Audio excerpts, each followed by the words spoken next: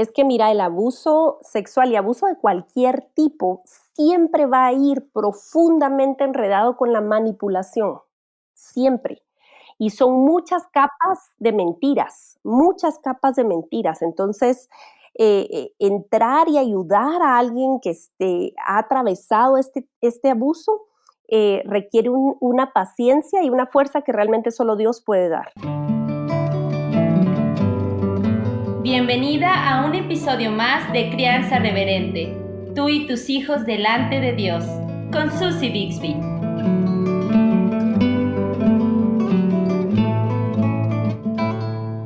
Aquí en México, donde yo ya tengo casi 18 años viviendo, existe un problema muy grave del abuso sexual. Me imagino que en muchos otros países también se cuenta la misma historia. Yo no puedo contar el número de jovencitas y mujeres con las que yo he hablado que han sufrido abuso sexual en su pasado. Es algo que todos los padres queremos evitar para nuestros hijos, pero también es algo que realmente con el que muchas mamás, incluso papás, luchan porque también fueron abusados como niños. Realmente este asunto es muy grave y es un tema muy amplio que obviamente no vamos a poder tratar de manera completa en un solo podcast, pero lo que deseamos es que nuestra conversación el día de hoy, que es parte de nuestra serie sobre la sexualidad, ofrezca esperanza y herramientas útiles para padres creyentes que quieren prevenir o en algunos casos tratar con la realidad del abuso sexual.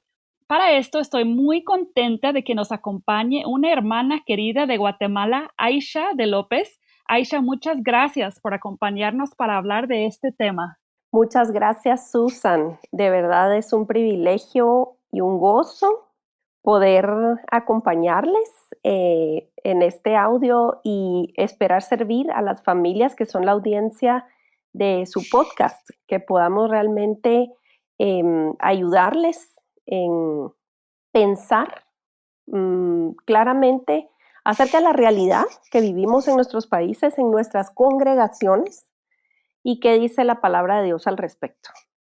Gracias, Aisha. Me encantaría que te presentaras para quizás alguien que no te conozca y que nos contaras un poco sobre el trabajo que haces, lo cual te ha expuesto a la realidad de la que queremos hablar hoy. Claro que sí, mucho gusto. Pues yo soy esposa de pastor, vivimos en la ciudad de Guatemala y tenemos 4 hijos, los 2 primeros por el milagro de la biología y las 2 pequeñas por el milagro de la adopción.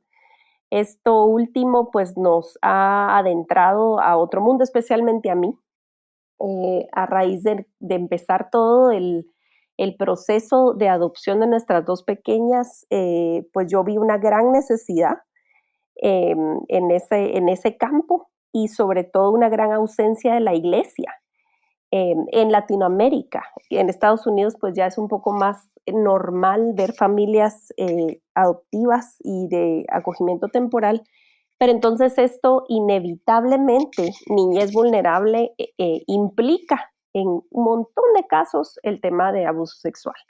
Ahora soy presidente de la Junta Directiva de Alianza Cristiana para los Huérfanos. Y empecé como voluntaria casi simultáneamente de nuestras adopciones y entonces ahora pues estoy ahí sirviendo como presidente de la Junta Directiva y nuestro trabajo es crear puentes entre la Iglesia de Cristo y la niñez vulnerable y simplemente conectar uno con otro para poder que el cuerpo de Cristo ejerza lo que tiene que ejercer y esto pues nos ha permitido adentrarnos a temas que no son muy populares ni muy, no queremos escuchar, pero que el Señor sin embargo nos está llamando. Entonces, pues eso es lo que estoy haciendo mayormente actualmente y les agradezco cada oportunidad, le agradezco al Señor por estos espacios que nos da. Wow, sí, yo creo que, como tú dices, creo que muchos padres estaríamos muy cómodos ignorando la realidad de lo que sucede en muchos hogares y en las vidas de muchos niños, ¿verdad? Entonces, ¿puedes abrirnos el panorama un poco sobre la realidad que nos enfrenta en cuanto al abuso sexual? Sí, realmente es difícil llevar una estadística fiel que refleje realmente lo que pasa en los hogares y las comunidades, en las congregaciones, pero es bastante alarmante. Un dato conservador de mi país es que se estima que en zonas rojas o en zonas vulnerables de la ciudad, hay un estimado de 1 de cada 4 adolescentes va a ser abusada sexualmente. Esto es un estudio conducido por la Misión Internacional de Justicia, que es una firma, pues básicamente una firma de abogados que trabajan sin cobrar, ¿verdad? Para dar defensa legal a poblaciones vulnerables y esa es su especialidad.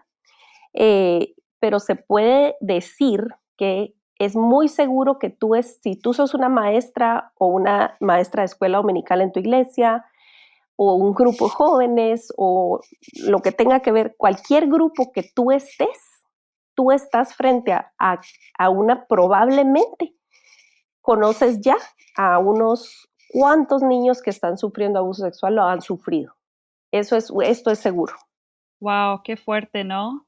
Y yo creo que hay un punto, hay un lugar donde todos los padres podemos empezar, sin importar lo que haya pasado en el pasado. No es que no sea importante, pero cada padre y cada madre puede empezar por prevenir. Sí.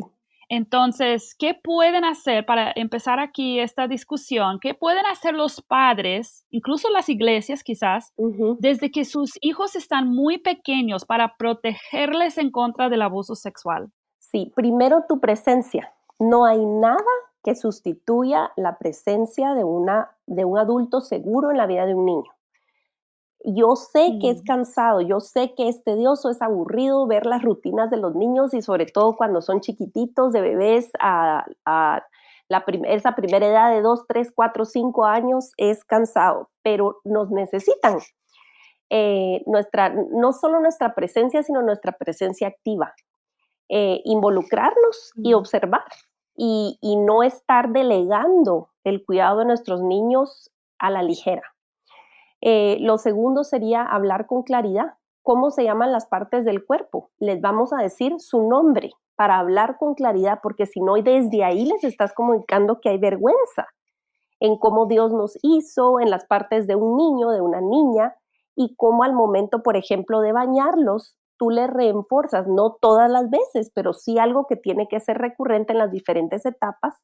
Mi amor, yo te voy a ayudar ahora a bañarte cuando tienen 2, 3 años, que perfectamente te entienden, pero nadie puede tocar tus partes privadas, ¿verdad? O, por ejemplo, vamos al doctor, le podemos decir al niño, mi amor, yo estoy contigo, y el doctor es alguien que nos ayuda, él puede revisarte, yo estoy aquí contigo.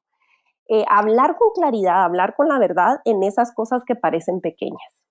Si ellos perciben que hay vergüenza o hay algún tipo de tabú alrededor de su sexualidad, que eso es parte de la educación sexual que tenemos que impartir nosotros, entonces es muy difícil que cada vez que haya una duda, van a ir contigo. Si perciben que es algo sucio, que es algo vergonzoso, muy, muy difícil van a acercarse y decir, mira, mi primo, mi tío, mi abuelito o mi vecina, fíjate que me dijo tal cosa o me hizo tal cosa o quiso hacer tal cosa, van a sentir vergüenza automática. Pero si la conversación está abierta, podés tener más seguridad y no es garantía, pero vas a tener más seguridad que hay una vía abierta. Yo creo que eso es clave, entender que no hay garantía, Sí, pero sí hay muchas cosas que podemos hacer. Y en cuanto a prevenir, por ejemplo, mencionas tíos, abuelos, tristemente, por lo menos en México, las estadísticas indican que un gran porcentaje de abusadores son familiares. ¿Qué nos comentas sobre eso? Sí, concuerdo completamente. Se estima que es un 80% de los casos reportados, porque es un porcentaje altísimo que nunca se reporta, pero de los casos reportados, en el 80% de los casos, el abuso fue perpetrado por un amigo o familiar, una persona de confianza en la vida del niño. Es decir, no fue un asalto del cual un extraño saltó del monte para atacar al niño, sino es alguien que ha ganado la confianza de los papás o que es alguien que es un miembro de la familia, y entonces se vuelve una dinámica tan complicada y el niño lo sabe. Los abusadores son extremadamente excelentes para manipular, en su gran mayoría. Entonces, el trabajo psicológico es casi tan fuerte, si no peor, que el trabajo, que el daño físico. Entonces, primero viene el acicalamiento, ¿verdad? El grooming que se le dice, y un acercamiento en el cual hay una gran empatía, una gran comunicación, mucha atención para el niño. El abusador mide hasta dónde puede llegar con el niño, si tiene gente segura cerca, si el niño se va a permitir confiarle más. Y entonces empieza también el periodo de terror, de meter miedo al niño, de decir mentiras. Es que si tú dices esto, yo le voy a hacer daño a tu mamá, yo voy a hacer tal cosa y nadie te va a creer y tú eres... empieza una serie de mentiras que dominan la voluntad del niño. Entonces es un trabajo muy devastador, diabólico, realmente es diabólico. Y aquí viene el tema de creerle a nuestros hijos, de creerle a los niños, porque es extraño, la verdad es que es básicamente imposible que un niño venga y te quiera inventar una historia, sobre todo cuando te da detalles o te da una narrativa que no debería de dominar a su edad. Porque quedemos claros que aún si alguien enseña pornografía a un niño es abuso sexual. Sí, sí, de hecho yo te iba a preguntar sobre eso, ¿verdad? Porque he hablado con varias mujeres que dicen que ellas fueron con sus mamás y les dijeron que un tío, un primo les había hecho algo y la mamá no le creyó, o si le creyó no quiso hacer nada. Sí. Entonces, ese es un punto clave. ¿Cuándo es que un papá o una mamá le cree a su hijo? Quizás muchas de las personas en tu audiencia han conocido, han leído libros de Josh McDowell. Él fue abusado por años por un hombre que era ¿cómo te puedo decir? Como el capatazo o el mozo principal en la finca de su papá, y le tenía toda la confianza. Y él dice que el día que él dijo qué estaba pasando y no le creyeron, fue peor que 7 años de abuso.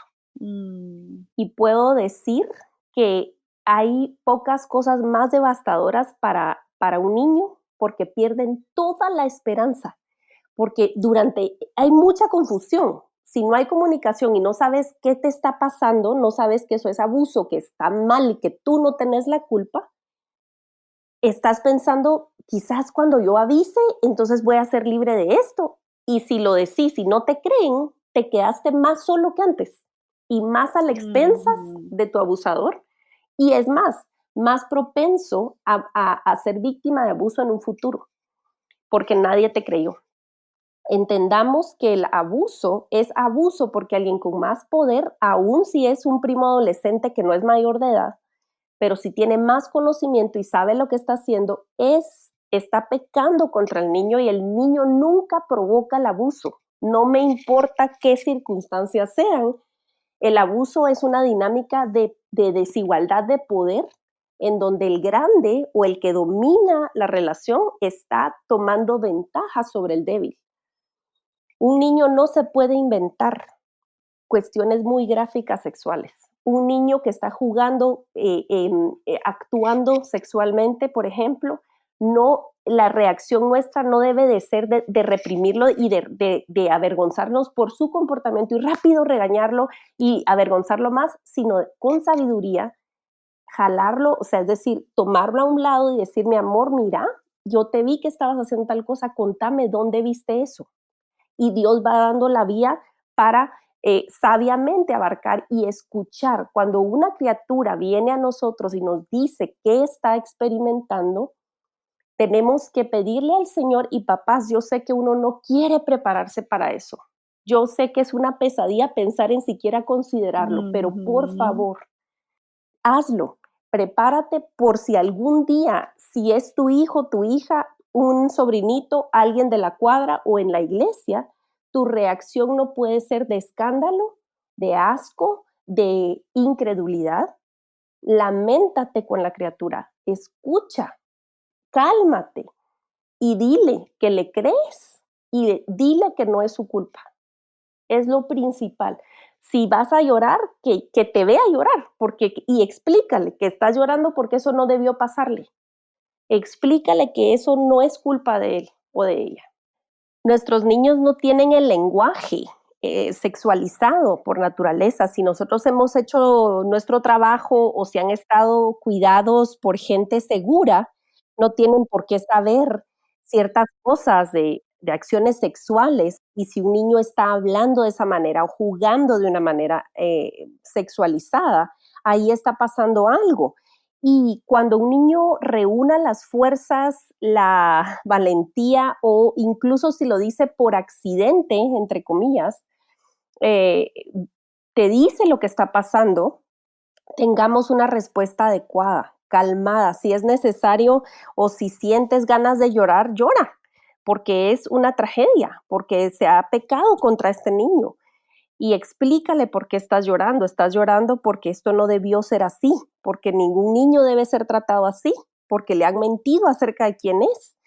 Entonces, nuestra respuesta al momento de que el niño revela la verdad determina el curso de la sanidad en la vida de ese niño.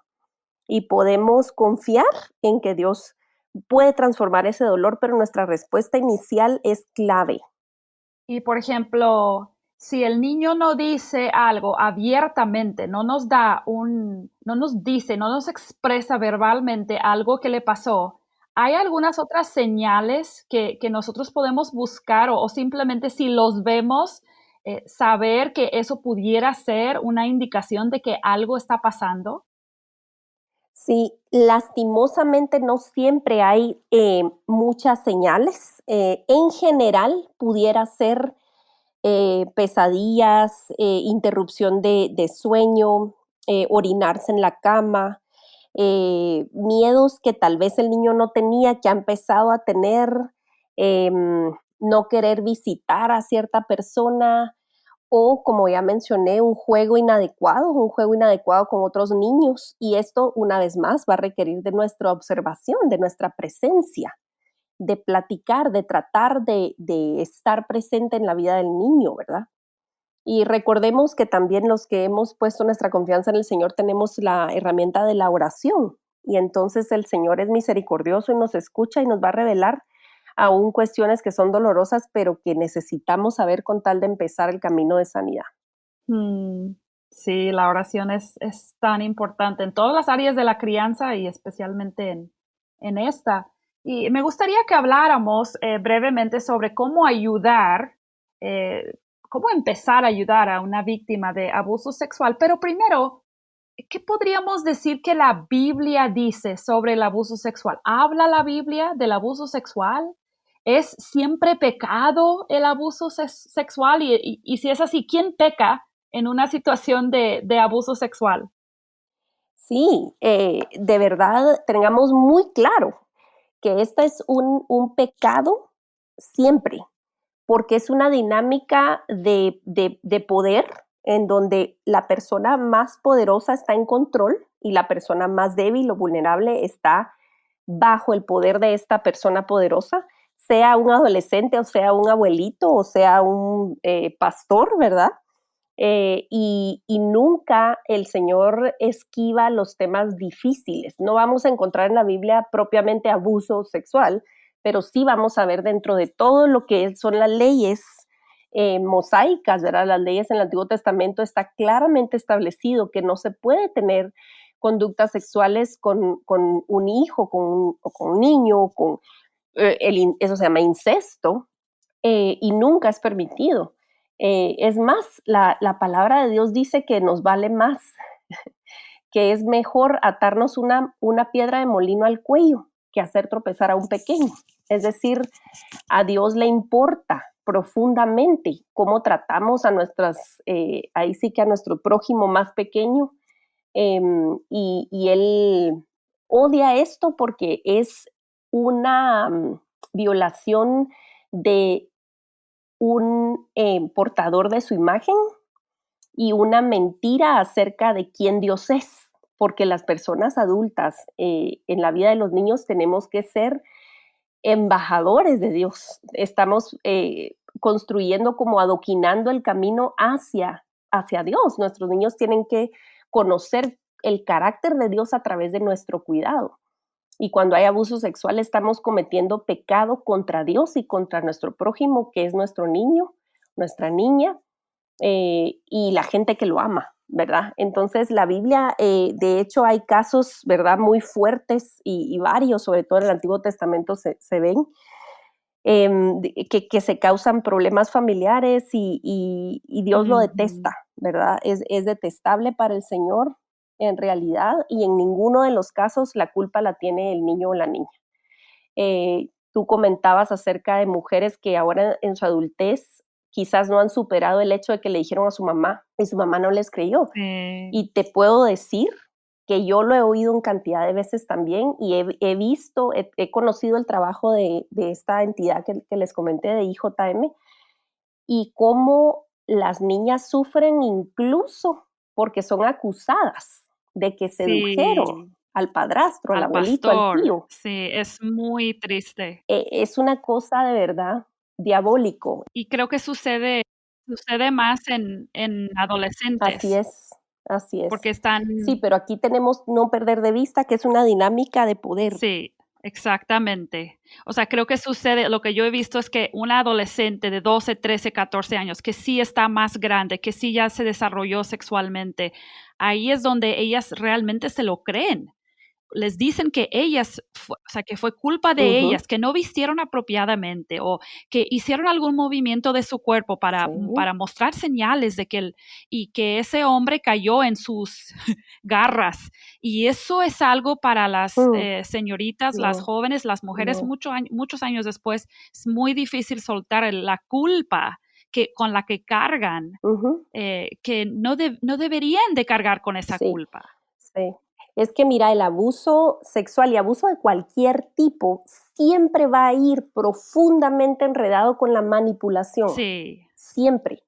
Y son muchas capas de mentiras. Entonces, entrar y ayudar a alguien que ha atravesado este abuso requiere una paciencia y una fuerza que realmente solo Dios puede dar, porque la víctima está edificando su vida sobre esas mentiras. Y desenredar esto, el Espíritu Santo es el único que puede, con nuestra compañía, con nuestra guianza de adultos seguros y terapeutas competentes en trauma, ¿verdad? Sí, algo que yo veo que hace mucha falta y tenemos que orar que Dios provea. Por lo menos aquí en México casi no existen terapeutas creyentes y es muy difícil encontrar consejería cristiana fuera de la iglesia local, pero entiendo que la Biblia enseña que Dios provee lo necesario para su iglesia. Entonces, creo que es importante también comunicarles a los padres que hay esperanza y hay ayuda. Y quizás no tienen acceso a un consejero bíblico, a una terapeuta, pero sí pueden empezar a llevar ciertos pasos para ayudar a sus hijos si es que descubren abuso. Entonces, ¿qué recomendaciones pudieras dar a padres que quizás han descubierto alguna situación así? Sí. Bueno, lo primero es lo que hablamos, creer, escuchar calmadamente, responder apropiadamente, lamentarnos con el niño, dejarle claro que no es su culpa y decirle que estás de su lado.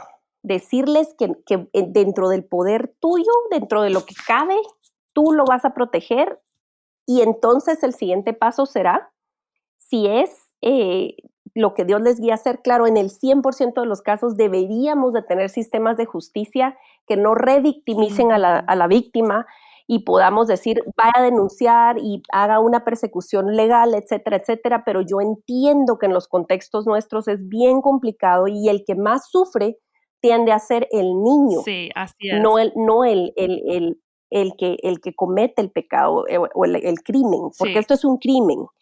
Entonces, pero la vía, digamos, ideal sería denunciar, pero yo entiendo que eso no se puede hacer en el 100% de los casos. Independientemente de la ruta legal que se tome, yo diría alejar al niño de la persona que lo abusó o que lo estaba abusando. Asegurarle al niño que él es prioridad, de que nos importa que se sienta seguro. Y esto es complicado porque ya dijimos que es una persona en el 80% de los casos que es cercana a la familia.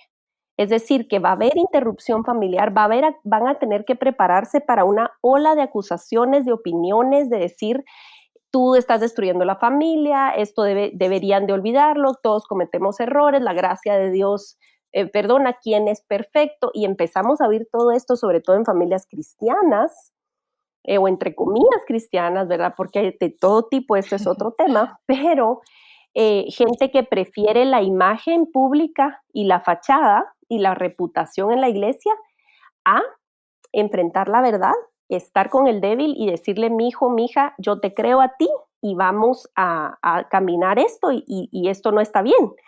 Entonces va a requerir tener pues ese tipo de distanciamiento. Sí, yo creo que para quizás si hay pastores escuchando, líderes de iglesias, que esto es muy importante también, que los líderes de la iglesia entiendan que cuando hay pecado de cualquier tipo en la iglesia, pero especialmente de este tipo, no podemos temer y encubrir, porque la vida literal, la vida espiritual de un niño puede estar en riesgo y la vida de otros niños también pueden quedar en riesgo. Así es.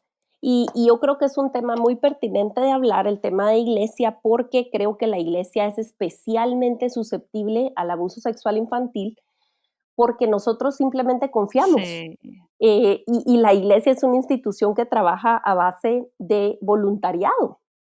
Entonces, todo el mundo con buena voluntad, y sobre todo en Latinoamérica, que somos muy así, en Estados Unidos te piden casi que registro dental, ¿verdad? Para poder servir en un equipo de sí. niños.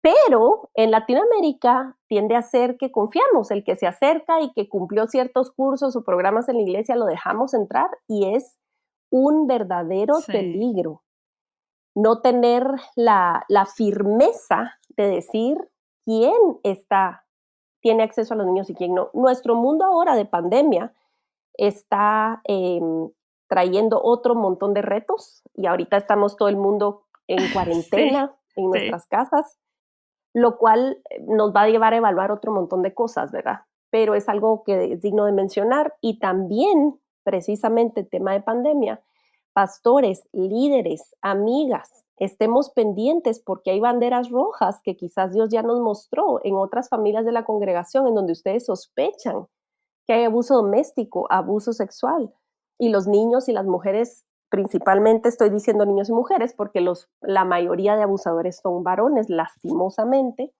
aunque no es el 100% de los casos, pero el típico sí, caso es ese, y están encerrados ahora sí. con sus abusadores. Y no hay maestros, no hay, ¿verdad? Otro tipo de ojos que estén viendo. Entonces estemos orando y estemos pendientes y estemos llamando y estemos visitando, aunque sea que nos paremos lejos de la puerta, Sí, porque es un tiempo oscuro también para las víctimas de así abuso. es.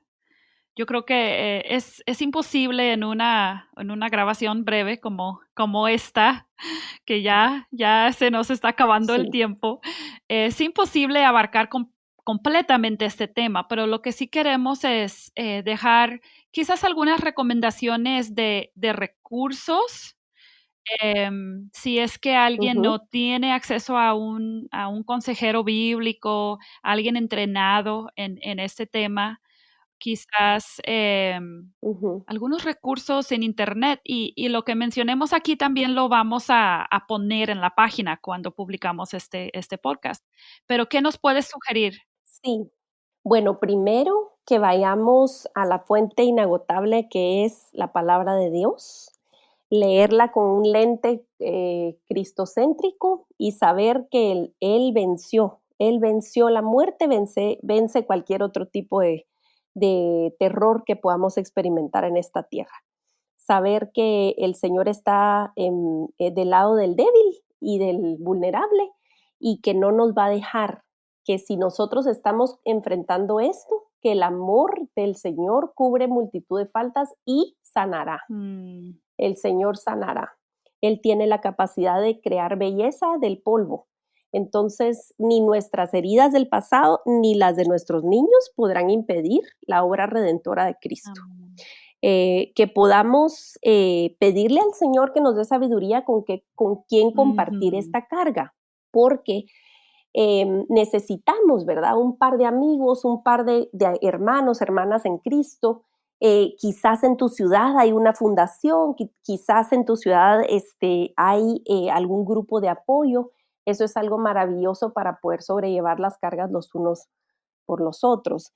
Les voy a dejar también un enlace para un episodio que tuvimos de invitada a una chica que se llama Grecia Ailón, y ella actualmente es psicóloga en un hogar de niños. Ella creció en ese hogar y creció ahí precisamente porque fue separada de su familia por tema de abuso sexual, y quiero que la oigan porque hay mucha esperanza. Es una historia casi de círculo completo. No podemos decir que nadie es un producto terminado, pero sí puedo ver señales claras de sanidad en la vida de Grecia. Entonces creo que los va a alentar de una manera muy particular y muy puntual. Y qué mejor que alguien que ha sobrevivido este infierno y ha salido del otro lado ahí sí que en los brazos de Cristo pueda compartir. Así que les vamos a dejar ese enlace. Muy bien. Muchas gracias, Aisha, por abrir este tema, que sí es complicado, pero muy necesario tratar.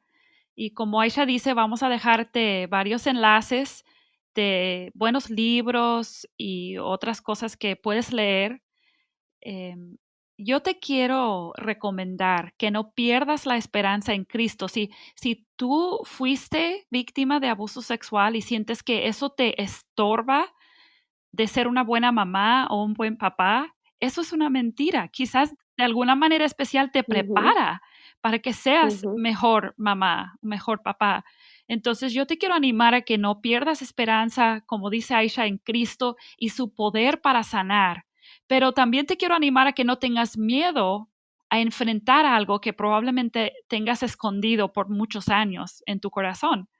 Y como dice Aisha, buscar consejería, buscar ayuda con alguna hermana de confianza, algún hermano de confianza, y no huir del dolor y de las luchas que pueden llevarnos a una comunión más íntima con el Señor. Y en cuanto a los hijos, creer y confiar en el Dios de los débiles, que nos cuida y nos protege. Y yo creo que para la mamá y el papá que quizás descubra alguna situación en la vida de sus hijos, aunque es tan difícil verlo así, tenemos que verlo como la misericordia de Dios. Porque si Dios en su misericordia permitió que este problema saliera a la luz, es por amor, es por protección. Entonces debemos agradecer a Dios cuando Él permite que algo se descubra. Y entonces confiar que con esa misericordia que ya hemos visto, también vamos a ver su misericordia en el proceso de sanar. Entonces, pues gracias, Aisha, por acompañarnos. Muchas gracias, Susi, por tenerme aquí. Estamos de verdad para servirnos unos a otros, y lo que Dios nos permite aprender es para compartir. De ninguna manera soy experta, solamente soy una mamá que se involucró y ahora sabe un poco más, así que estoy para servirles. Y ahí está también la página de ach.gt, para poder facilitarles algunos materiales gratuitos respecto de niñez vulnerable. Muy bien, vamos a incluir esos enlaces también en la publicación.